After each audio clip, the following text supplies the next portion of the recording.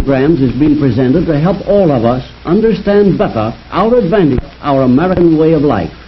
For today's topic, let's join now a group of young people at the National Education Program Workshop, Arkansas. At the classroom lectern is Dr. Clifton L. Gaines, Jr., noted young historian.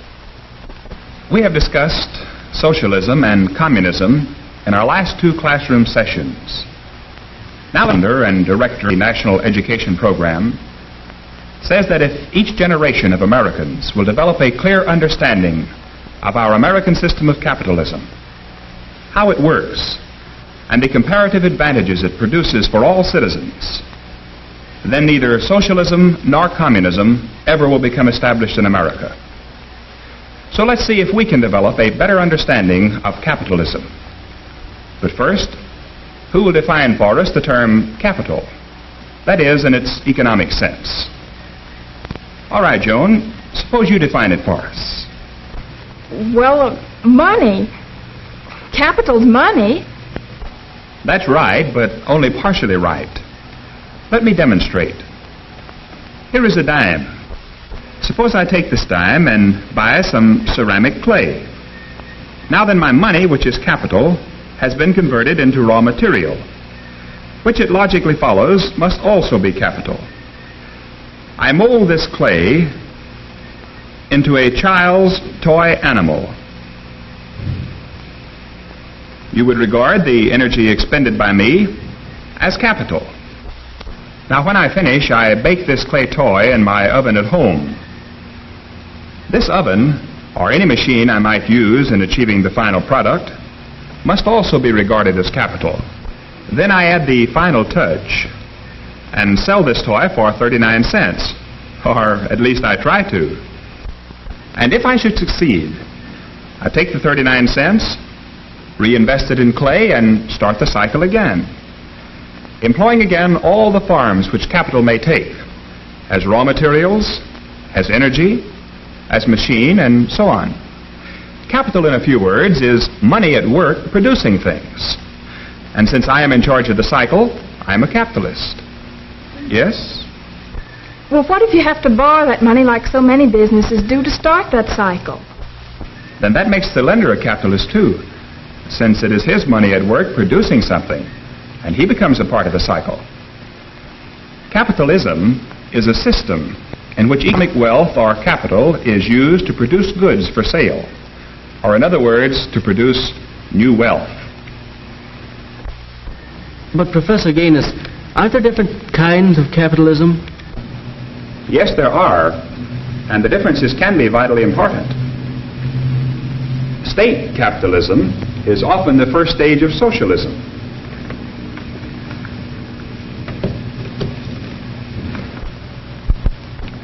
We might say that state capitalism exists when the government achieves a combination of ownership and control in business and industry large enough to permit it to dominate the nation's economy.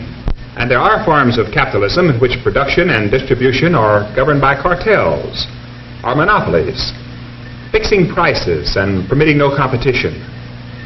This form existed in many European countries in the time of Karl Marx and during this century, before socialism or communism gained control. Yes, John, an important fact that we must emphasize is that American capitalism is quite unique.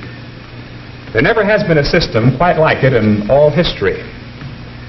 So let's examine the structure of American capitalism.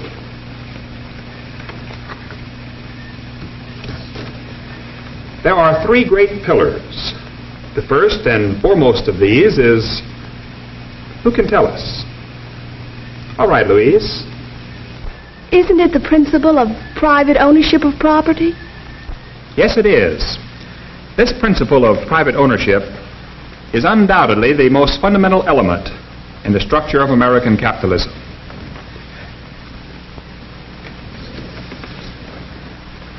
Consider, for instance, home ownership, which is a bright American goal for most of our people. The desire to own one's own home, one's own property, provides a real incentive for almost all Americans to bring out their most productive efforts. In the American system, what's yours is yours. What you do with it is your business. You can squander it away, or you can work harder and produce more and have more.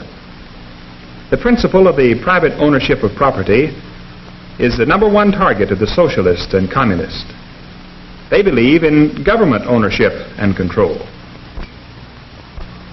Karl Marx in the Communist Manifesto wrote, "The theory of the communist may be summed up in a single sentence: abolition of private property." So private property is the foremost pillar supporting the American system and our personal freedom. That brings us to the second great pillar. Who can tell us what it is? All right, Mary. The profit motive. Yes, indeed.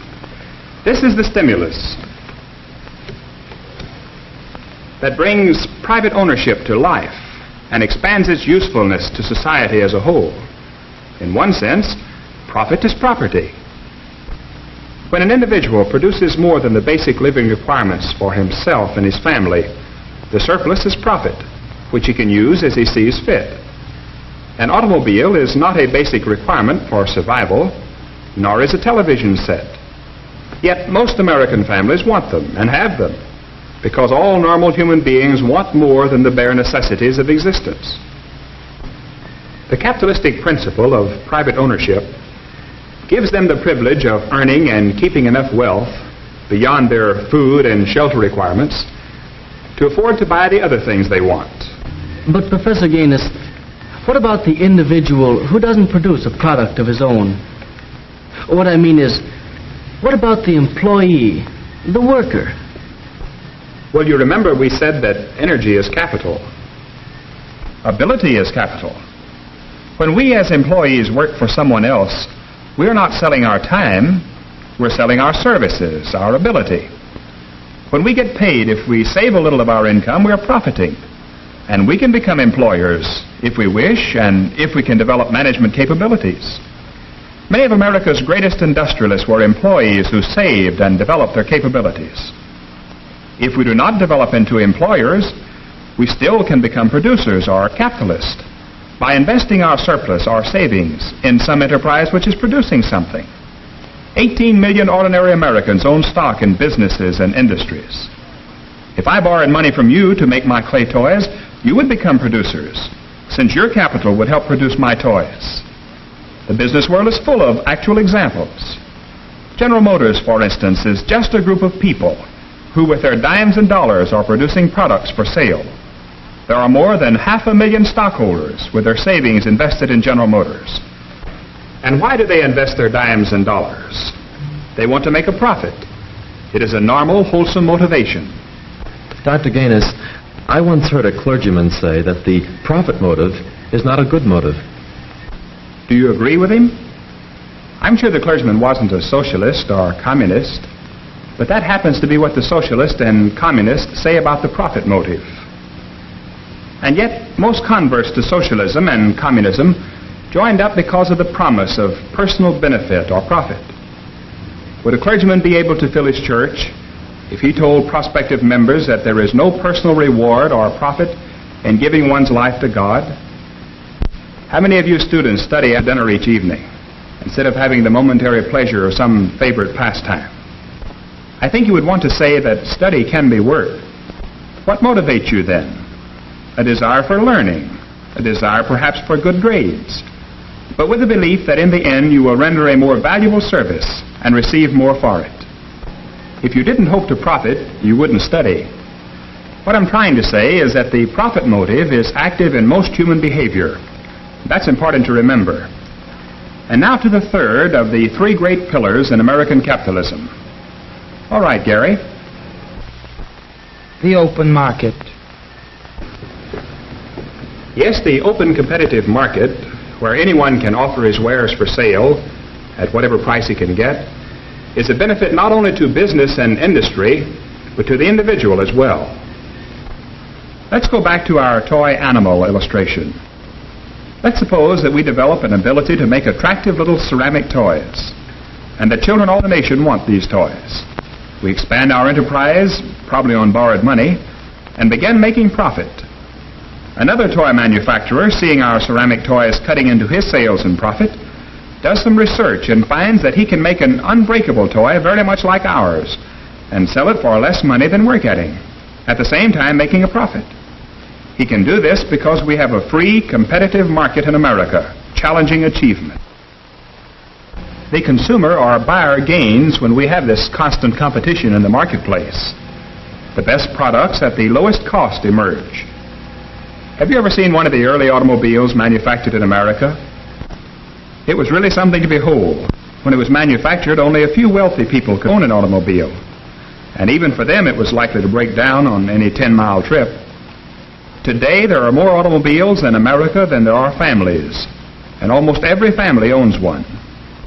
Competition, the free market, brought this about. Henry Ford was determined to outstrip other manufacturers. He went after the mass market with his low-price Model T, produced with his remarkable mass production techniques. He won the low-price market, but not for long. Others competed, and competed so well that the product continued constantly to improve. What competition in the free market has done in the production of automobiles, it has done for thousands of other things. With private ownership of property, the profit motive, and the competitive free market, American capitalism produces more wealth than the next 10 nations all combined. You and I benefit tremendously because of our great productive system, American capitalism. Our individual efforts bring us rewards higher than those realized by any people on the earth. With one day's wages, an American, for example, can buy this big supply of food. An Englishman's daily wage, by contrast, will buy only this much, and a Russian's just this much. So let's remember these pillars of freedom and progress when we hear or see the socialist or the communist trying openly or secretly to undermine them. These factors can be destroyed through subversion or through our own short-sightedness or apathy in defending them. Surely all of us can feel gratitude and pride toward American capitalism. Its record of improving human welfare is unmatched in all history. Next week, we shall examine American capitalism's widespread distribution of wealth. Until then, class dismissed.